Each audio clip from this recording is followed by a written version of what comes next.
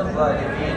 يا حنان يا منان يا بديع السماوات والأرض يا ذا الجلال والإكرام يا أرحم الراحمين يا أرحم الراحمين يا أرحم الراحمين يا سيدنا ويا مولانا ويا غاية رغبتنا.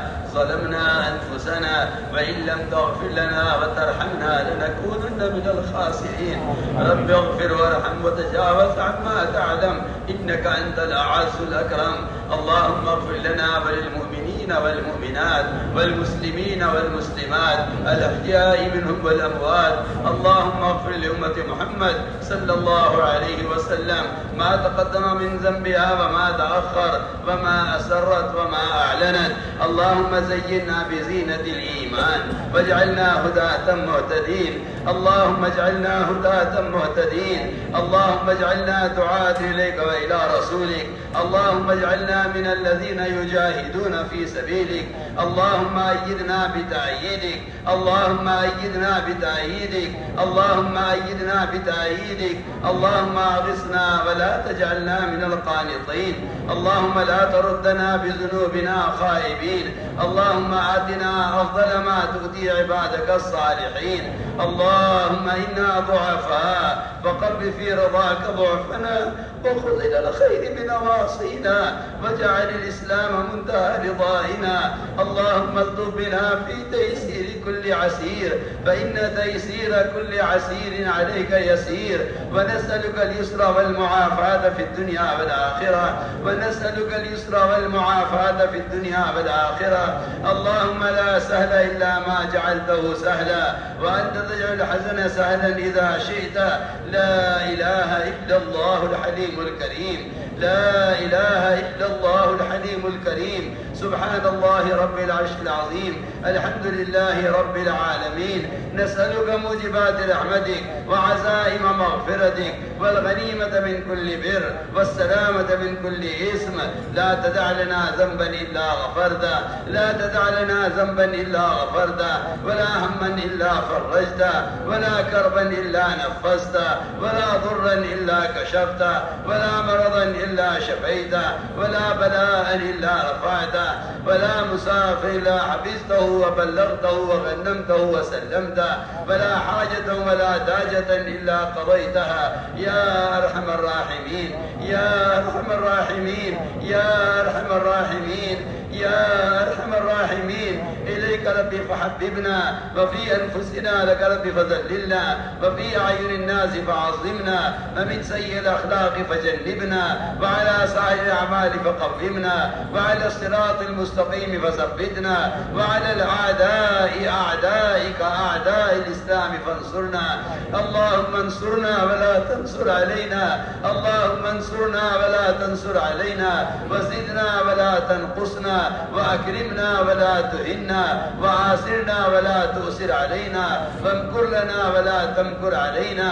اللهم ارحمنا اللهم ارحمنا اللهم ارحمنا ولا تسلط علينا بذنوبنا من لا يخافك فينا ولا يرحمنا. اللهم ارحمنا اللهم ارحمنا ولا تسلط علينا بذنوبنا من لا يخافك فينا ولا يرحمنا. اللهم ارحمنا بترك المعاصي أبدا ما أبقيتنا وارحمنا أن نتكلف ما لا يعنينا وارزقنا حسن النظر فيما يرضيك عنا. يا قيام السماوات والأرض يا قيام السماوات والأرض يا ذا الجلال والإكرام. يا ربنا تقبل توبتنا واغسل حوبتنا وأجب دعوتنا وثبت حجتنا وسدد ألسنتنا. اللهم اهد قلوبنا. اللهم اسلل سخيمة صدورنا. اللهم اسلل سخيمة صدورنا. اللهم وفقنا لما تحب وترضى من القول والعمل والفعل والنية والهدى إنك على كل شيء قدير. اللهم لا تخزنا فإنك بنا عالم. اللهم لا تخزنا فإنك بنا عالم ولا تعذبنا فإنك علينا قادر ولا تعذبنا فإنك علينا قادر. اللهم إنا نشكو إليك ضعف قوتنا. اللهم إنا نشكو إليك ضعف قوتنا وقلة حيلتنا وهوانا على الناس. يا رب المستضعفين إلى من تكلنا؟ إلى عدو يتجهل يتفهمنا، إلى قريب يتجهمنا أم إلى قريب ملكته أمورنا. إن لم تكن ساخطا علينا فلا نبالي، إن لم تكن ساخطا علينا فلا نبالي، غير أن عافيتك أوسع لنا. نعوذ بنور وجهك الكريم، نعوذ بنور وجهك الكريم الذي أضاءت له السماوات وأشرقت له الظلمات وسلح عليه أمر الدنيا والآخرة، أن تحل علينا غضبك، أن تحل علينا غضبك أو تنزل علينا سخطك. ولك العتبى حتى ترضى، ولك العتبى حتى ترضى، ولا حول ولا قوة إلا بك. اللهم واقية كواقية الوليد، اللهم واقية كواقية الوليد، اللهم واقية كواقية الوليد، اللهم واقية كواقية الوليد. اللهم احفظنا المسلمين، اللهم احفظنا المسلمين في مشارق الأرض ومغاربها، اللهم احفظنا المسلمين في مشارق الأرض ومغاربها، اللهم احفظنا المسلمين من بين أيدينا ومن خلفنا وعن أيماننا وعن شمائلنا ومن فوقنا، ونعوذ بعظمتك أن نغتال من تحتنا. رضينا بالله ربا وبالإسلام دينا وبسيدنا محمد صلى الله عليه وسلم رسولا ونبيا. اللهم أعط نفوسنا تقواها وزكها أنت خير من زكاها، وزكها أنت خير من زكاها، وزكها أنت خير من زكاها، أنت وليها ومولاها.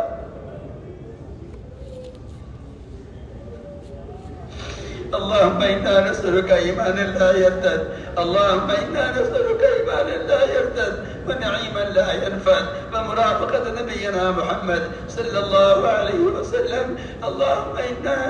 اللهم إنا نسألك الهدى والتقى والعفاف والغنى، اللهم إنا نسألك الهدى والتقى والعفاف والغنى، اللهم إنا نسألك العفو والعافية والفوز في الدنيا والآخرة، اللهم إنا نسألك رضاك والجنة ونعوذ بك من غضبك والنار، ونعوذ بك من غضبك والنار. يا من لا تراه العيون، يا من لا تراه العيون ولا تخالطه الظنون ولا يصفه الواصفون ولا تغير الحوادث ولا الدهور. يا من يعلم مساقيل الجبال ومكاييل البحار وعدد قطر الأمطار وعدد ورق الأشجار وعدد ما أظلم عليه الليل وأشرق عليه النهار، ولا يواري منه سماء سماء ولا أرض أرضا ولا جبل إلا ويعلم ما في وعره ولا بحر إلا ويعلم ما في قاره. إنا نسألك خير ما سألك من عبادك الصالحون والأنبياء والمرسلون والملائكة المقربون. اللهم ثبتنا على صراطك المستقيم، اللهم ثبتنا على صراطك المستقيم. اللهم ثبتنا كتثبيت موسى عليه السلام، اللهم ثبتنا كتثبيت موسى عليه السلام، اللهم ثبتنا كتثبيت موسى عليه السلام. اللهم اجعلنا دعاة إليك وإلى رسولك، اللهم اجعلنا من الذين يضحون في سبيلك، اللهم اجعلنا من الذين يجاهدون في سبيلك. اللهم وفقنا لما تحب وترضى من القول والعمل والفعل والنية والهدى، إنك على كل شيء قدير.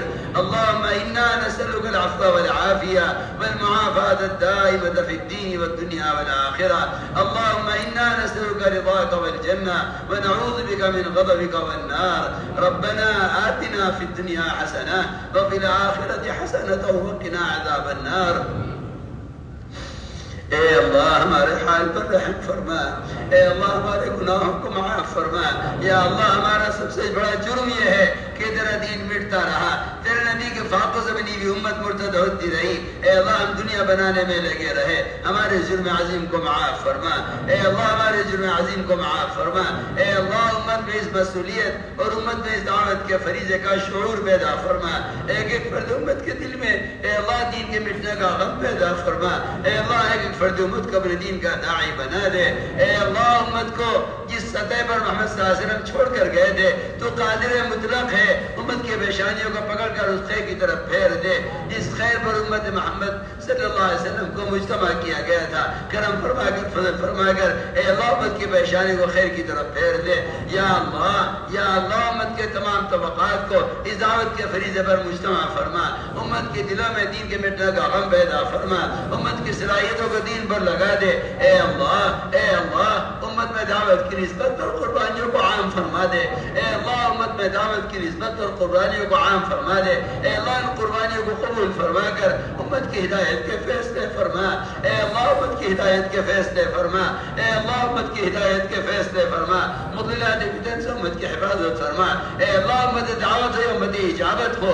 اے اللہ امت دعوت ہو امت اجابت ہو. سب کے قلوب تیری دو انگلیوں کے درمیان میں ہیں. اے اللہ تو خیر کی طرف سب کے قلوب کو پلٹ دے. اے اللہ تو سب کو ہدایت دے دے. اے اللہ تیری ذات مستغنی ہے, تجھے کسی کے اسلام کی ضرورت نہیں ہے. اے اللہ تیری ذات نرادھار ہے, صمد ہے, تو سب کو جہنم میں ڈال دے, کوئی چو کرنے والا نہیں, تو سب کو ان میں داخل کر دے. تیرے خزانے میں کوئی کمی نہیں, تو کرم فرما کر فضل فرما کر ساری انسانیت کو ہدایت فرما دے. اے اللہ ساری انسانیت کو ہدایت فرما دے. یا اللہ اے اللہ امت کے دلوں میں ہدایت کی طلب پیدا فرما. اے اللہ ان جماعتوں نقل و حرکت کے ذریعے پورے عالم میں ہدایت کی ہوائیں چلا دے. پورے عالم سے کفر الحاد کے ختم ہونے, شرک اور بدعات کے ختم ہونے کو اے اللہ اس نقل و حرکت کو ذریعہ بنا دے. اے اللہ ان جماعتوں کی نقل و حرکت کے ذریعے پورے عالم میں دینی فضائیں قائم فرما. پورے عالم سے کفر الحاد کے ختم ہونے, شرک و بدعات کے ختم ہونے کا ذریعہ فرما. یا اللہ امت مسلمہ کو اس دعوت کے فریضے پر مجتمع فرما. تفرق سے تشدد سے امت کی حفاظت فرما. اے اللہ وحدت فکر وحدت کلمہ امت میں پیدا فرما. اے اللہ وحدت فکر وحدت کلمہ امت میں پیدا فرما. امت کے دلوں میں دین کے مٹنے کا سچا غم پیدا فرما کر امت کی تمام جانی والی صلاحیتوں کو اے اللہ حق پر لگا دے. اے اللہ جہاں جہاں سے بھی جماعتیں گزر جائیں اے اللہ وہاں دینی فضائیں قائم فرما, وہاں دینی مدارس قائم فرما. علم علماء کی عظمت, علم کی وقت امت کے دلوں میں پیدا فرما. یا اللہ ان جماعتوں کی نقل حرکت کے ذریعے پورے عالم میں ایمانی فضائیں قائم فرما. جہاں جہاں سے بھی جماعتیں گزر جائیں یا اللہ وہاں کے لوگوں کے قلوب کو خیر کی طرف, ایمان کی طرف متوجہ فرما. اے اللہ امت کے دلوں سے غیروں سے انتقام کے جذبے کو نکال کر ان کے دلوں میں یا اللہ پوری امت مسلمہ کے دلوں میں ساری انسانیت کی ہدایت کا شوق و جذبہ پیدا فرما. یا اللہ اعداء دین کے لیے تو نے صحابہ کے دلوں میں جو جذبہ پیدا فرمایا تھا, اعداء دین کی ہدایت کا جو نبی کے دلوں میں جذبہ پیدا فرمایا تھا, اے اللہ وہ جذبہ امت مسلمہ کے دلوں میں پیدا فرما. اے اللہ وہ جذبہ امت مسلمہ کے دلوں میں پیدا فرما. ان کے دلوں سے انتقام کے جذبے کو نکال کر مسلمان کے دل سے غیروں کی دنیا کی محبت کو نکال کر انبیاء علیہ السلام کی طرح اور صحابہ کرام کی طرح ان کے دلوں میں ساری انسانیت کی ہدایت کا درد اور غم پیدا فرما. اے اللہ امت مسلمہ کو سارے اقوام عالم کی ہدایت کا ذریعہ بنا دے. اے اللہ غیروں سے انتقام کے جذبے کو نکال کر غیروں کی ہدایت کا جذبہ امت کے دلوں میں پیدا فرما. یا اللہ اس ملک کو سارے عالم میں ہدایت کے پھیلنے کا, اور اس ملک کو سارے عالم میں علم کے فیضان کا, اور اس ملک کو سارے عالم میں خیر کے وجود میں آنے کا ذریعہ فرما دے. یا اللہ شور و فتن سے اس ملک کی اور سارے عالم کی حفاظت فرما. اے اللہ امت مسلمہ کو اجتماعی طور پر اس دعوت کے فریضے پر مجتمع فرما. یا اللہ کرم فرما کر فضل فرما کر امت مسلمہ کی ہر طرف سے حفاظت فرما. ہر شریر کی شرارت سے, ہر فتین کے فتنے سے, ہر مغل کی خلل اندازی سے امت کے ایمان کی, اعمال کی, اخلاق کی, معاشرے کی, اور اے اللہ امت کی جان و مال کی حفاظت فرما. پوری دنیا میں جس کونے میں بھی جس مسلمان پر بھی ظلم ہو رہا ہے اے اللہ تیری نظر سے دور نہیں, تجھ پر سب چیزیں کھلی ہوئی ہیں. اے اللہ فضل فرما کر کرم فرما کر مظلومین کی حمایت فرما. اے اللہ مظلومین کی حمایت فرما. اے اللہ مظلومین کی حمایت فرما. یہود و نصارہ کے مظالم سے یا اللہ مسلمانوں کو نجات نصیب فرما. اے اللہ کرم فرما کر فضل فرما کر ظالم کو ظلم سے توبہ کی توفیق نصیب فرما. اے اللہ جس طرح دور ماضی میں ان مظالم کے بدلے میں ان ظالموں کو تو نے ہدایت دی ہے, تو آج بھی اپنی اسی قدرت کے ساتھ ہے, تو کرم فرما کر فضل فرما کر اے اللہ ظالم کو ہدایت عطا فرما دے, مظلوم کو ربا سے بدلہ عطا فرما دے. اے اللہ تو نے یہ دعا محمد صلی اللہ علیہ وسلم کی مزدلفہ میں قبول کی ہے کہ ظالم کو بدلہ دے, ظالم کو توبہ کی توفیق دے کر, مظلوم کو ربا سے بدلہ دے کر تو سب کو نواز دے. اے اللہ تو قادر مطلق ہے. اے اللہ کرم فرما کر فضل فرما کر امت مسلمہ کی پورے عالم میں حفاظت فرما. جہاں جہاں بھی مسلمان وہ ظلم میں یا مسلمان پستی میں یا مسلمان مظالم میں سے گھرے ہوئے ہیں، اے اللہ تو غیبی نصرت نازل فرما کر، غیبی مدد نازل فرما کر، اے اللہ قدم قدم پر حمایت فرما، قدم قدم پر نصرت فرما، اے اللہ مضلات فتن سے امت کی حفاظت فرما، یا اللہ امت کو حق کو کہنے پر، حق کو سننے پر، حق کو لے کر عالم میں پھرنے پر مجتمع فرما، اپنی توحید خالص امت کے دلوں میں راسخ فرما، اپنی توحید خالص امت کے دلوں میں راسخ فرما، ہر امتی کے دل سے شرک کو اور شرک اجزاء کو اور یہ اعلیٰ شرک جراثیم کو نکال کر اے اللہ توحید خالص اور امت کے دل میں پیدا فرما، اے اللہ ایمان کا کمال ہمارے اندر پیدا فرما، اے اللہ ایمان کا نور ہمارے دل میں اتار دے، اے اللہ وہ ایمان تیرے یہاں ایمان کہتے ہیں، ہم تو اس ایمان کا سوال کرتے ہیں ہمارے لیے اور ساری امت مسلمہ کے لیے اور ساری انسانیت کے لیے، اے اللہ وہ ایمان ہمیں عطا فرما دے، اے اللہ ہماری سب سے بڑی طلب حاجت وہ ایمان کی حاجت ہے،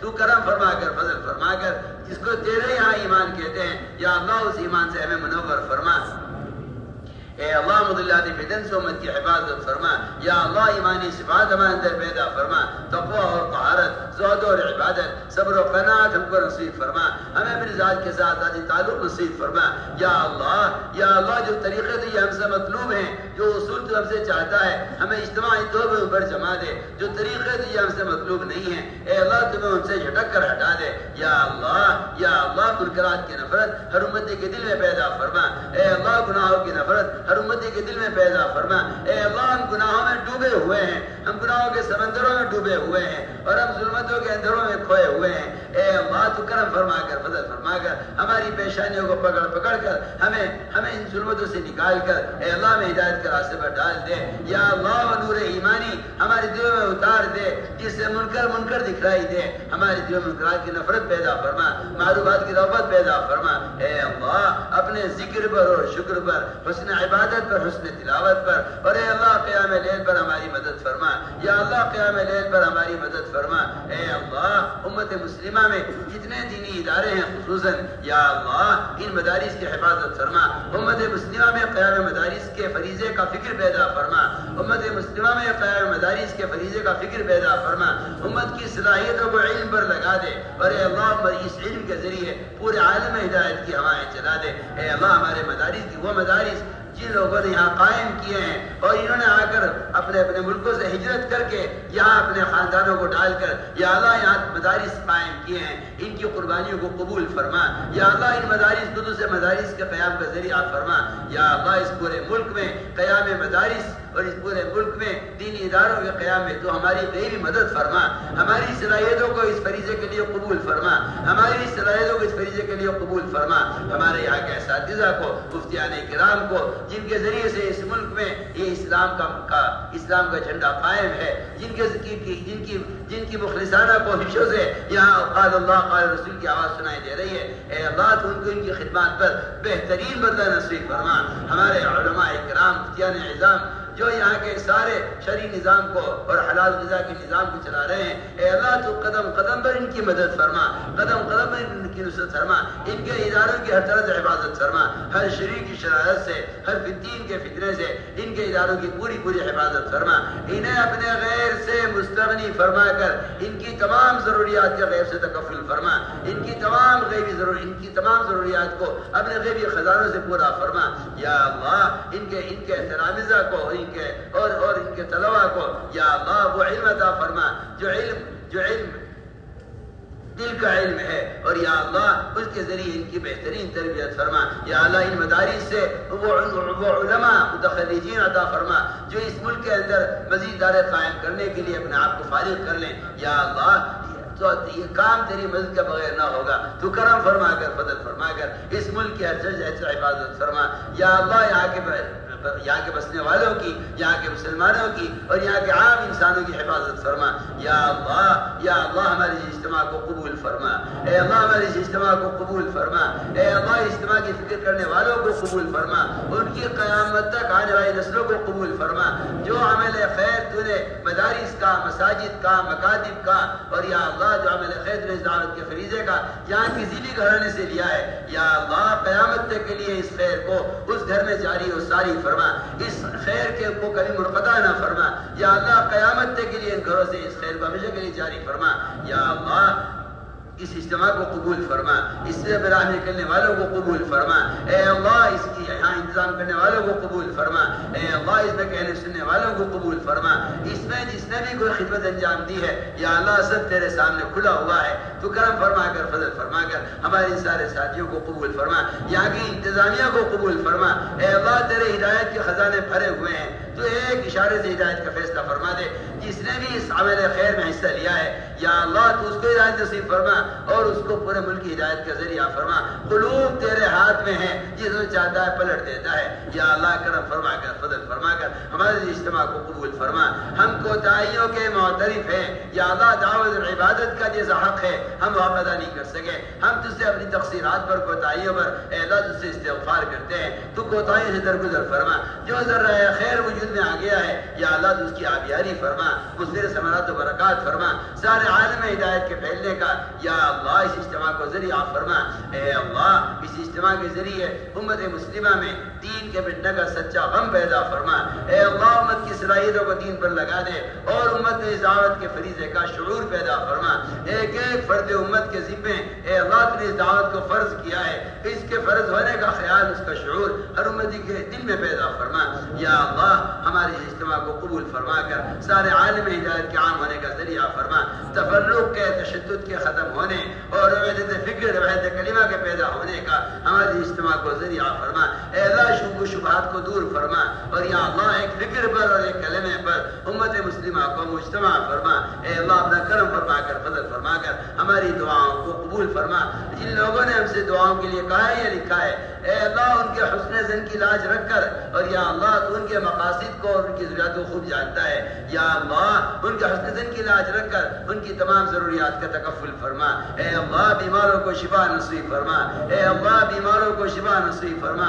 ظاہری باطنی ضعف کو دور فرما، مقروضین کے قرضوں کے ادا ہونے کی غیب سے صورت پیدا فرما اے اللہ، جو رہا مقدمات محفوظ ہیں ان کی خلاصی کے فیصلے فرما اے اللہ، جو غیر شادی شدہ ہیں ان کے لیے بہترین دیندار لڑکیاں اور اے اللہ لڑکیوں کے لیے بہترین دیندار حفاظ کرام لڑکے عطا فرما یا اللہ، جن کو دین کی شادیاں کی ہیں اولادیں نہیں ہیں اے اللہ، اپنے کرم سے اپنے فضل سے ان کے دلوں میں دین کے دعات اور دین کے خدام اور علماء پیدا فرما یا اللہ، تو قادر مطلق ہے، تجھے اولاد کے دینے میں کسی سب کی ضرورت نہیں ہے، کرم فرما کر فضل فرما کر اے اللہ، جو بے اولاد ہے ان کو اپنے خزانے سے اولاد صالح نصیب فرما اے اللہ، آخرت کے بڑے مقدمے کا فکر امت کے دلوں میں پیدا فرما اے اللہ، قبر کے عذاب سے اور جہنم کے عذاب سے امت کی حفاظت فرما یا اللہ، مجبات مغفرت کی توفیق نصیب فرما اے اللہ، قبر کے عذاب کا اور جہنم کے عذاب کا خوف اور یقین ہر امتی کے دل میں پیدا فرما، جنت الفردوس میں اعلیٰ درجات نصیب فرما اے اللہ، جنت الفردوس میں اعلیٰ درجات نصیب فرما، امت مسلمہ کی گردنوں کو جہنم سے ہٹا کر اے اللہ جنت کی طرف پھیر دے، ہر امت مسلم کی گردن کو جہنم سے آزاد فرما دے اے اللہ، کرم فرما کر فضل فرما کر ہماری دعاؤں کو قبول فرما لے، ربنا تقبل منا انك انت السميع العليم وتب علينا انك انت التواب الرحيم، سبحان ربك رب العزة عما يصفون وسلام على المرسلين والحمد لله رب العالمين. Shall I request the brothers to stay where they are? ومن سيئات أعمالنا من يهد الله فلا مضل له ومن يضلله فلا هادي له، ونشهد أن لا إله إلا الله وحده لا شريك له، ونشهد أن سيدنا ونبينا ومولانا محمدا عبده ورسوله صلى الله تعالى عليه وعلى آله وصحبه وبارك وسلم تسليما كثيرا كثيرا. أما بعد فأعوذ بالله من الشيطان الرجيم. بسم الله الرحمن الرحيم. كنتم خير أمة أخرجت للناس تأمرون بالمعروف وتنهون عن المنكر وتؤمنون بالله. وقال الله سبحانه وتعالى: ولتكن منكم أمة يدعون إلى الخير ويأمرون بالمعروف وينهون عن المنكر وأولئك هم المفلحون. وقال الله سبحانه وتعالى: ولا تكونوا كالذين تفرقوا واختلفوا من بعد ما جاءهم البينات. وقال الله سبحانه وتعالى: ولقد كذبت رسل من قبلك فصبروا على ما كذبوا وأوذوا حتى أتاهم نصرنا ولا مبدل لكلمات الله ولقد جاءك من نبأ المرسلين. وقال عليه الصلاة والسلام: أوذيت بالله ما لم يؤذ أحد وأخفت بالله ما لم يخف أحد. وقال عليه الصلاة والسلام: من رأى منكم منكرا فليغيره بيده فإن لم يستطع فبلسانه فإن لم يستطع فبقلبه وذاك أضعف الإيمان، أو كما قال عليه الصلاة والسلام.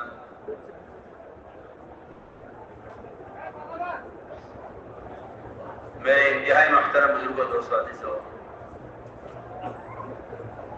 اس میں کوئی شک نہیں ہے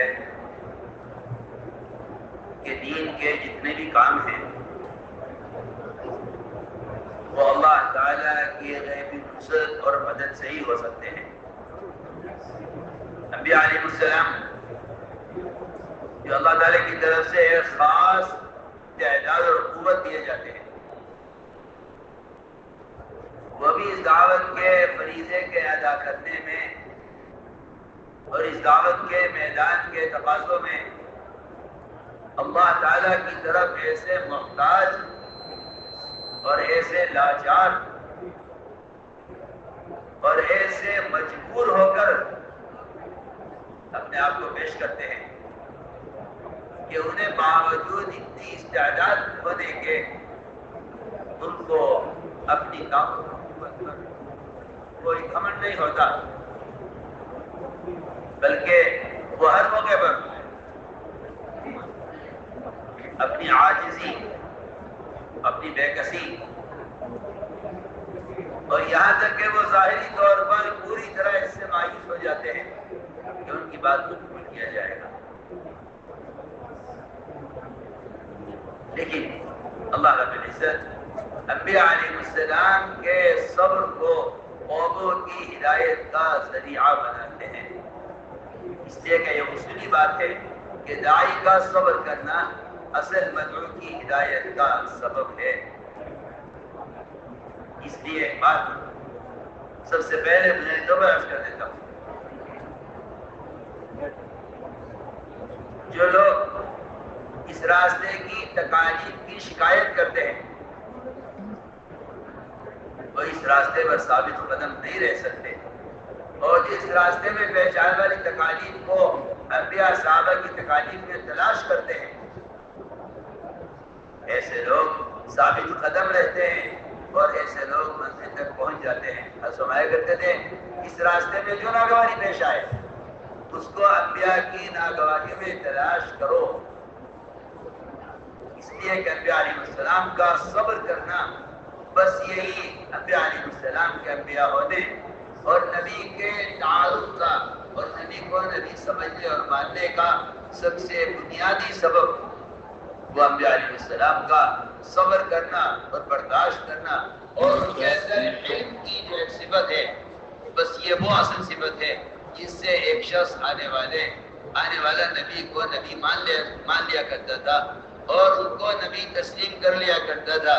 اس کے پاس بنیادی وجہ یہ ہوتی تھی کہ آیا ان کے اندر صبر و برداشت ہے یا نہیں۔ اس لیے انبیاء علیہ السلام کی اس راستے میں انبیاء علیہ السلام کو دو اعتبار سے ان کو جانچا جاتا تھا، اور ان کو نبی ماننے کے لیے کفار یہود ان کو نبی ماننے کے لیے ان کو ستا کر یہ دیکھنا چاہتے تھے کہ یہ نبی ہے یا نہیں۔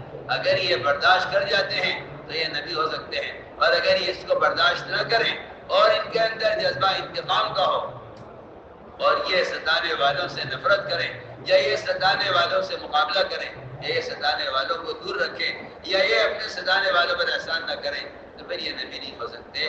یہ بات ایک غیر مسلم اس زمانے میں اس بات کو خوب جانتا تھا، اور وہ اسی غرض سے انبیاء کو ستایا کرتے تھے کہ دیکھنا ہے کہ یہ نبی ہے یا نہیں۔ وہ لوگ جو اپنے اندر واقعی آپ صلی اللہ علیہ وسلم کو تلاش کرنے، اور آپ صلی اللہ علیہ وسلم ایمان لانے کے ارادے سے آتے تھے، وہ آپ صلی اللہ علیہ وسلم کو ستا کر دیکھتے تھے کہ یہ نبی ہے یا نہیں ہے۔ ایسے واقعات روایتوں کے اندر موجود ہیں کہ جس میں آپ صلی اللہ علیہ وسلم کو اس لیے ستایا گیا کہ یہ معلوم ہو جائے کہ آپ نبی ہیں یا نہیں ہیں۔ ایسے بھی واقعات ہیں کہ جس میں نبی کو نبی تسلیم کرنے کے لیے ان کو مال کا لالچ دیا گیا کہ اگر یہ مال قبول کر لیں تو یہ بادشاہ ہیں، اگر مال کو رد کر دیں تو یہ نبی ہیں۔ ان دو اعتبار سے مجھے عرض کرنا تھا کہ سب سے بنیادی چیز یہ ہے داعی کے لیے، بنیادی چیز یہ ہے داعی کے لیے کہ وہ اذیتوں میں اگر صبر کرتا ہے تو انبیاء علیہ السلام کا صبر کرنا یہی اصل قوم کی ہدایت کا سبب بنا ہے۔ میں اس پر عرض کرنا چاہتا تھا سب سے پہلے ایک واقعہ کہ حضور اکرم صلی اللہ علیہ وسلم نے امت بنانے کے لیے، آپ ساری امت بنانے کے لیے اس راستے میں اجنبی لوگوں سے کیا اذیتیں برداشت کی ہیں جس سے وہ سمجھے کہ یہ نبی ہمارا خیر خواہ ہے اور یہ نبی ہماری ہدایت چاہتے ہیں اور یہ نبی ہماری آخرت کے بارے میں امین اور ہمارے حق میں خیر خواہ ہے۔ ایک یہودی عالم زید بن سعنہ حضور اکرم صلی اللہ علیہ وسلم کی بعثت کی خبر سن کر اور آپ صلی اللہ علیہ وسلم کے اوصاف اور آپ صلی اللہ علیہ وسلم کا حلیہ اپنی کتابوں میں پڑھ کر آپ صلی اللہ علیہ وسلم سے ملاقات کے لیے آئے اور یہ جاننا چاہتے تھے کہ آپ کے اندر علم بردباری کتنی ہے۔ تو سر عرض کرتا ہوں کہ انہوں نے آپ صلی اللہ علیہ وسلم کے ساتھ معاملہ کیا اور آپ کو بطور قرض مال خود پیش کیا، اور اس قرض کا مطالبہ کرنے کے لیے آپ صلی اللہ علیہ وسلم پر قرض کی ادائیگی کی تاریخ سے 3 دن پہلے آپ پر حملہ کیا اور آپ کا گریبان پکڑا اور آپ کو دھکا دیا اور آپ کو یہ بھی کہا کہ تم قریشی وقت پر قرض ادا نہیں کرتے، اٹال مٹول کرتے ہو۔ یہ واقعہ پیش آیا۔ میں تو عرض کرا تھا کہ حضور اکرم صلی اللہ علیہ وسلم نے بڑے اطمینان کے ساتھ، آپ نے کوئی غصہ نہیں ظاہر کیا یا آپ نے کوئی انتقام نہیں لیا، بڑے اطمینان کے ساتھ آپ تھے۔ عمر رضی اللہ تعالیٰ عنہ نے اس یہودی کے قتل کرنے کے لیے تلوار نکال لی اور آپ سے اجازت لی کہ ہم نے اجازت دیجیے جو آپ کے ساتھ زیادتی کر رہا ہے اس کو قتل کریں۔ آپ نے بڑے اطمینان سے تھے۔ آپ نے فرمایا عمر سے، اے عمر یہ تم نے کیا کیا؟ تمہیں چاہیے تھا کہ مجھے اس کا حق ادا کرنے کی طرف توجہ کرتے، اور تمہیں چاہیے تھا کہ تم اس کو اسلام میں اپنے حق کا مطالبہ کرنے کا طریقہ بتلاتے۔ عمر یہ تم نے کیا کیا؟ اس سے معلوم ہوتا ہے کہ آپ صلی اللہ علیہ وسلم اپنی حمایت کرنے والوں کو دبا کر رکھتے تھے اور ستانے والوں پر احسان فرماتے تھے۔ آپ نے اسے اندازہ کر لیجئے کہ آپ صلی اللہ علیہ وسلم نے عمر سے فرمایا، عمر میں چاہیے تھا کہ تم اس کو اسلام میں طریقہ بتلاتے کہ اپنے حق کا مطالبہ کرنے کا طریقہ کیا ہے، اور عمر تم مجھ سے کہتے میں اس کا حق ادا کروں۔ عمر جاؤ ان کو لے جاؤ اور ان کو ان کا حق دو، اور ان کو ان کا حق دینا، اور ان کو 70 کلو کھجوریں ان کے حق سے زیادہ دینا۔ یہ کیا حکمت عملی ہے اور یہ کیا مزاج نبوت ہے کہ ستانے والے، اذیت دینے والوں پر آپ احسان کر رہے ہیں۔ اس لیے کہ یہ بات میں عرض کر چکا ہوں کہ انبیاء علیہ السلام کا صبر کرنا یہی اصل قوموں کی ہدایت کا ذریعہ ہے۔ آج بھی مسلمان کو اس کی ضرورت ہے کہ وہ اغیار پر اور اعدائے دین پر احسان کرے، اس لیے کہ ایک اصولی بات ہے کہ اللہ تعالیٰ نے احسان کرنا مومن کے ذمہ رکھا ہے اور اذیت دینا کافر کے ذمہ رکھا ہے۔ اذیت دینا کافر کے ذمہ رکھا ہے، احسان کرنا مومن کے ذمہ رکھا ہے۔ کیوں؟ اس لیے کہ اس سے اسی کی امید ہے کہ وہ باطل، کہ وہ اسلام کو مٹانے کے لیے اذیتیں پہنچائیں گے۔ مومن کا کام یہ ہے کہ وہ احسان کے ذریعے، اس لیے میں ساتھ میں کرتا ہوں کہ کتنا قوموں کے درمیان تعصب پیدا ہوتا ہے وہ سارا تعصب اس لیے ہے کہ مومن حضور اکرم صلی اللہ علیہ وسلم کے احسان کی سطح سے نیچے اتر گیا ہے، اور مومن حضور اکرم صلی اللہ علیہ وسلم کے احسان کے مزاج کو بھلا چکا ہے۔ بہت بنیادی بات عرض کر رہے ہیں۔ اور میں عمر اس لیے کہ جہاں اپنے حمایتی اپنے آدمی کی حمایت ہوتی ہے وہاں قومیں بنتی ہیں، فرقے بنتے ہیں، اور جہاں بسم اللہ الرحمن الرحیم۔ قسط نمبر 974 قرآن فہمی کا اسلوب، المثانی ملتی جلتی باتیں اور الفاظ، علم کا بیان، دعوتی کام اور اس کا اسلوب۔ الحمدللہ وحدہ والصلاة والسلام علی من لا نبی بعدہ، اما بعد۔ اللہ نزل احسن الحدیث کتابا متشابہا مثانی تقشعر منہ جلود الذین یخشون ربهم ثم تلین جلودهم وقلوبهم الى ذکر اللہ، ذلك هدى الله يهدي به من يشاء ومن يضلل الله فما له من هاد۔ اللہ نے بہترین کلام نازل کیا، یہ ایسی کتاب ہے جس کے مضامین ملتے جلتے اور بار بار دہرائے جاتے ہیں، جن سے ان لوگوں کے رونگٹے کھڑے ہو جاتے ہیں جو اپنے پروردگار سے ڈرتے ہیں، پھر ان کی جلدیں اور ان کے دل نرم ہو کر اللہ کے ذکر کی طرف راغب ہو جاتے ہیں۔ یہی اللہ کی ہدایت ہے، وہ جسے چاہتا ہے اس قرآن کے ذریعے راہ راست پر لے آتا ہے، اور جسے اللہ گمراہ کر دے اسے کوئی راہ پر لانے والا نہیں۔ تثقیل البیان فی تفسیر القرآن۔ قرآن مجید بہترین کلام اس لحاظ سے ہے کہ اس کی آیات ٹھوس حقائق پر مبنی ہیں اور اس کا انداز بیان دلنشین ہے، اس کے دلائل عام فہم ہیں، جن سے ایک دیہاتی بھی ایسے ہی مستفید ہو سکتا ہے جیسے کوئی جید عالم، اور اس کے احکام اور فرامین دنیا میں بہترین زندگی گزارنے کا راستہ بتاتے ہیں۔ سیدنا جابر رضی اللہ تعالی عنہ بیان کرتے ہیں کہ رسول اللہ صلی اللہ علیہ وسلم نے فرمایا، بہترین کلام اللہ کی کتاب ہے۔ قرآن مجید میں اگر ایک بات کا ذکر کئی مقامات پر آیا ہو تب بھی اس میں اختلاف اور تضاد واقع نہیں ہوتا۔ انداز بیان اور اختلاف الفاظ کے باوجود ایک جگہ کا مضمون دوسری جگہ کے مضمون کی تائید اور توثیق ہی کرتا ہے، جس سے پوری طرح بات ذہن نشین ہو جاتی ہے۔ اسی لیے کہتے ہیں کہ ان القرآن یفسر بعضہ بعضا، یعنی قرآن کا بعض حصہ اس کے دوسرے بعض کی تفسیر کرتا ہے۔ یہ تو ممکن ہے کہ ایک جگہ اجمال ہو اور دوسری جگہ تفسیر، پھر بھی اس تضاد اور اختلاف واقع نہیں ہوتا۔ ایک آیت دوسری کے مشابہ اور ایک حرف دوسرے حرف سے ملتا جلتا ہے۔ ایک بات کا ذکر کئی جگہ ہونے کے باوجود پھر بھی اختلاف نہیں ملے گا۔ مثانی، قرآن مجید کا ایک اسلوب مثانی ہے۔ مثانی ثنا یثنی، رما یرمی کے اسم مفعول مثنیہ بر وزن مزمیہ کی جمع ہے۔ معنی دوہرا کرنا یا دہرانا ہے، یعنی اس کتاب کی آیات بار بار دہرائی جانے والی ہے، جن میں عقائد، احکام، قصص اور ترغیب و ترہیب کو ذہن نشین کرانے کے لیے بار بار کہیں ایک ہی طرح اور کہیں مختلف انداز میں دہرایا گیا ہے تاکہ خوب ذہن نشین ہو جائیں، اور اگر ایک جگہ بات پوری طرح سمجھ میں نہ آئے تو دوسری جگہ خوب واضح ہو جائے۔ لطف یہ کہ نہ اس کے مختلف مضامین بار بار دہرانے سے طبیعت اٹھاتی ہے اور نہ ہی کوئی ایک صورت یا آیت بار بار پڑھنے سے دل سیر ہوتا ہے۔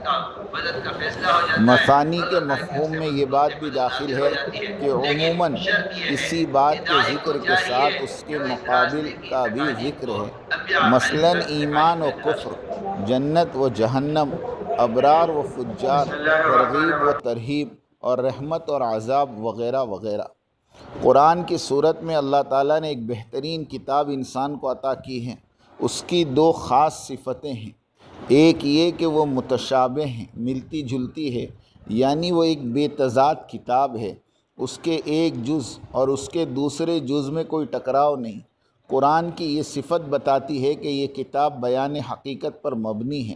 اگر اس کے بیانات عین حقیقت نہ ہوتے تو ضرور اس کے مختلف اجزاء کے درمیان اختلافات پیدا ہو جاتے۔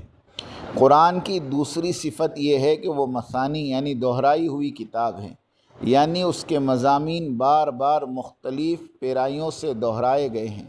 قرآن کی یہ صفت اس کے کتاب نصیحت ہونے کو بتاتی ہے۔ نصیحت کرنے والا ہمیشہ یہ چاہتا ہے کہ اس کی بات سننے والے کے ذہن میں بیٹھ جائے۔ اس مقصد کے لیے وہ اپنی بات کو مختلف انداز سے بیان کرتا ہے۔ یہی حکمت اعلیٰ ترین انداز میں قرآن میں بھی ہے۔ مثلاً شراب کی ممانعت والی آیات ہی کو لے لیجئے۔ ایک جگہ فرمایا لا تقربوا الصلاۃ وانتم سکارى، جب تم نشے کی حالت میں ہو تو نماز کے قریب مت جاؤ۔ دوسری جگہ یسألونک عن الخمر والمیسر قل فیہما اثم کبیر، شراب